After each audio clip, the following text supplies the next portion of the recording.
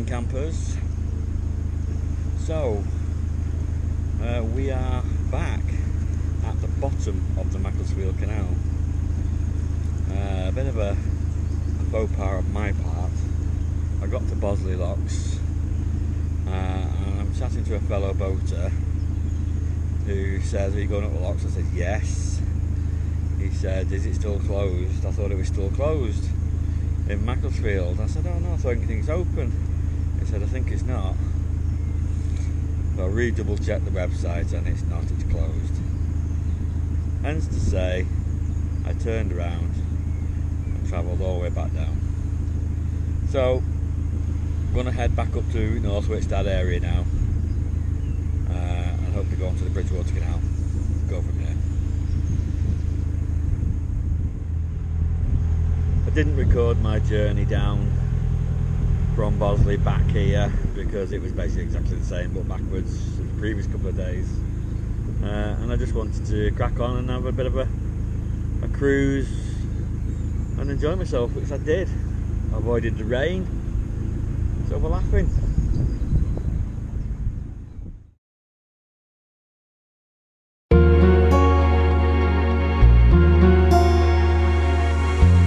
So the weather is uncertain today.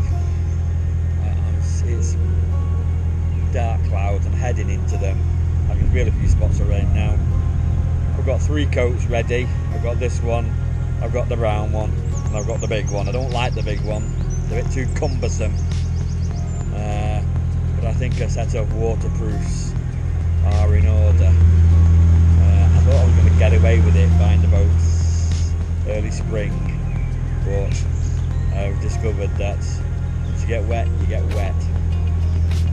So that is what we're doing. So we're just heading back towards the junction now with Trent and Mersy, where we're going to swing a left and straight into what they call Heartbreak Hill, which I'm hoping to split up into 3 days and do something like, I think it's a 6, an 8 and a 14 locks, but that should be fine. And it looks like the rain's coming. You can see the water is turning orange again. That's because we're heading back towards the tunnel. Obviously the tunnel's a right turning, I'm not doing that. Is it by magic? Here is the junction.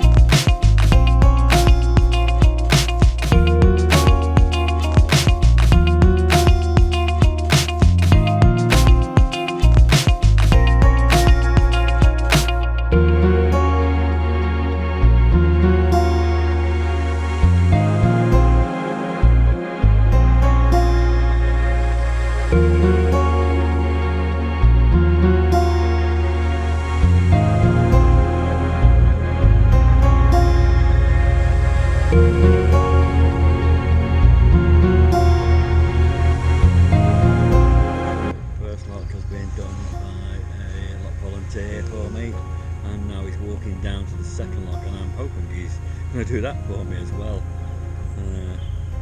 I've repaid my debt and done my good deed for the day, and I've just given 3 tins to a tramp. Tin of soup, tin of fruit, and I don't know what the 3rd tin was. I just grabbed it and threw it. It looks like the lock volunteers now just walking past the lock completely. He's not going to do it for me, I'm doing it myself. Never mind.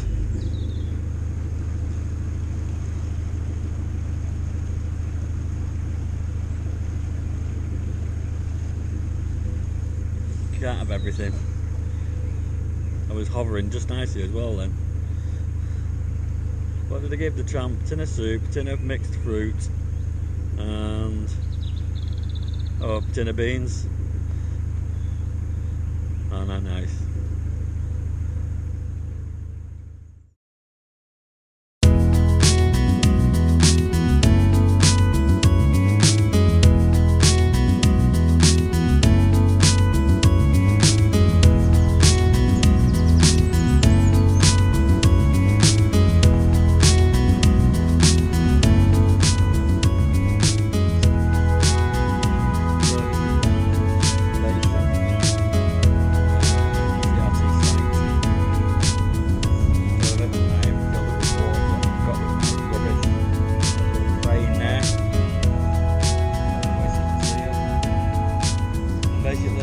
doing me now for another week. So straight into the centre is where I lost my last fender. Got trapped between the side of the lock and the boat and just basically twanged off and sank.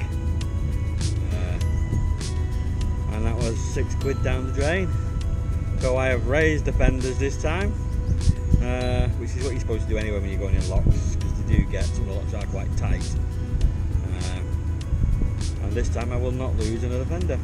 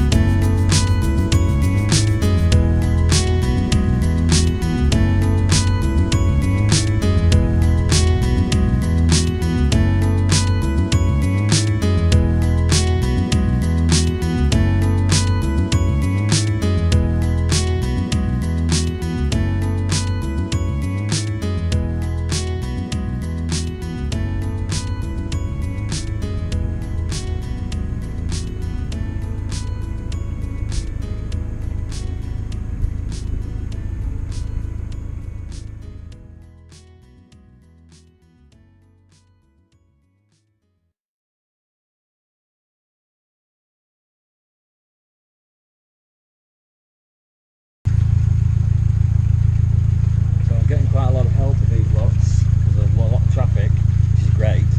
The only downside is you're on your boat and you don't get to get a look at what you're coming out into, whether it be a sharp bend, a bridge. So it's a hit and hope really. But I'm aiming for a chrome effect boat, so if I can rub all the paint off it, you'll be laughing.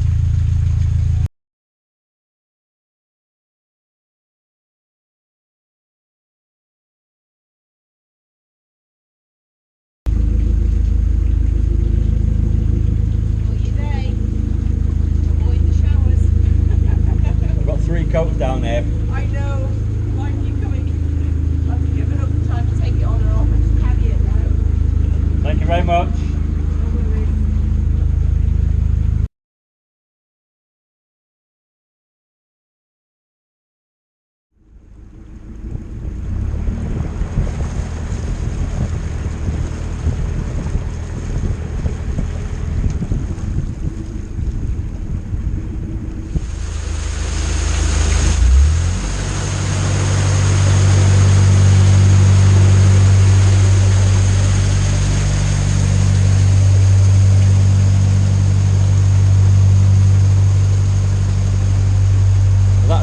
Happen because normally they're locked empty because of the boat right behind me, and I left it in there while I went to set the next lock up. So that's why they filled the lock up and it leaked out all over the back of my boat.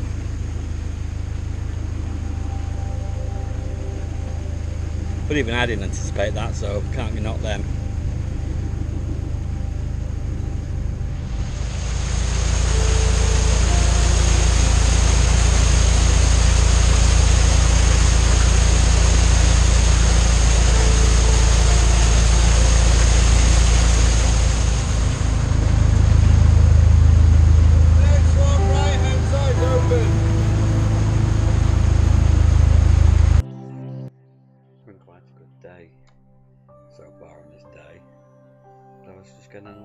bit too cocky for my own good.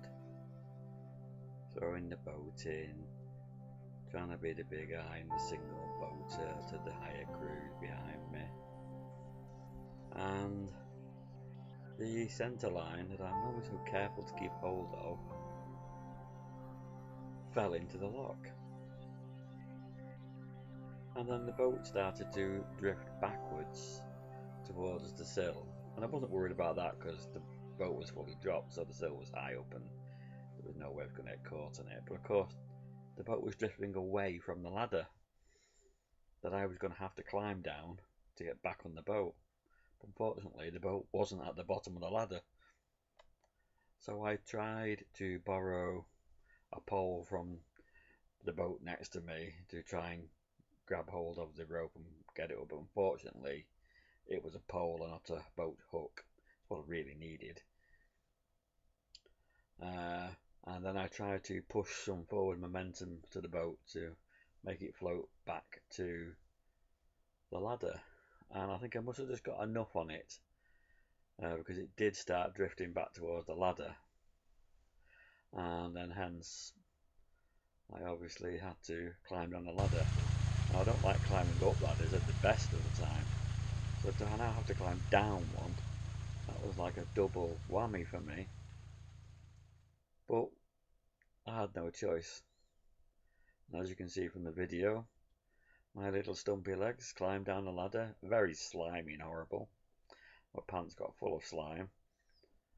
And I then had to go get the rope, walk down the side of the boat, sail the boat out, stop the boat, jump off, go back up, shut the gates, and again, another valuable lesson. Don't rush when you're boating on your own. Don't break your routine, which is what I did.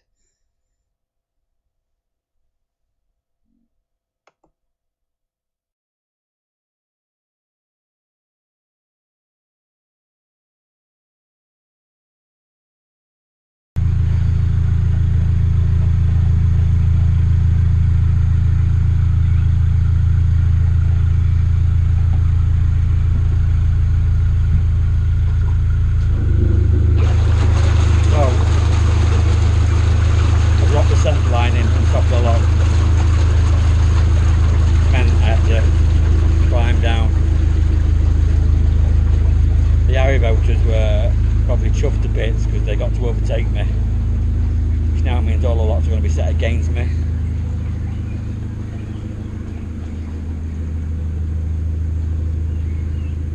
But hey ho. The trouble is, you can't get a longer centre line because the centre line is basically half the width of the boat, so that if it ever does fall into the water, it will not get tangled up in the prop because it won't reach that far. That's the theory.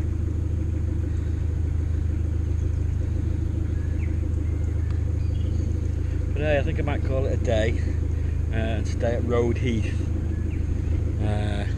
I've done a lot more locks than I anticipated, but I've had a lot of help today. The weather's been good, the rain's held off. I'm a bit thirsty. I need something to eat. I need to sort the toilet out and rebuild it. So yeah, I'll get around this next bridge and call it a day. I'm ahead of schedule. You know what they say? Cruising's cruising.